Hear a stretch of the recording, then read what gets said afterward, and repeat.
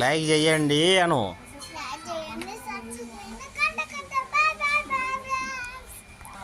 ఇప్పుడే దక్కుతున్నా ఇప్పుడే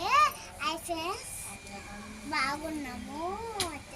మా తాత అయ్యాల నేను రామస్వామి. నా పేరు అంజు, మమ్మీ పేరు మౌనిక, మా నాన్న పేరు మా తమ్ముడు పేరు హిమాంశు, మా